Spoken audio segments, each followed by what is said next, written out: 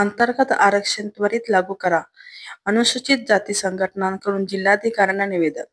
कर्नाटक राज्यातील अनुसूचित जाती समाजामध्ये अंतर्गत आरक्षणाची अंमलबजावणी त्वरित करावी तसेच सर्वोच्च न्यायालयाच्या निर्णयाची अंमलबजावणी करत राज्य सरकारने ठोस पावले उचलावीत, अशी मागणी आज विविध अनुसूचित जाती संघटनांच्या वतीने जिल्हाधिकाऱ्यांना निवेदनाद्वारे करण्यात आली. या निवेदनात म्हणाले की अनुसूचित जातीमध्ये अनेक उपवर्ग हे अत्यंत मागास व संधीपासून वंचित राहिले आहेत.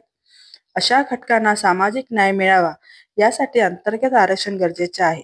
सर्वोच्च न्यायालयाने यासंबंधी स्पष्ट आदेश दिलेला असतानाही राज्य सरकारने अद्याप कोणतीही ठोस कार्यवाही केलेली नाही.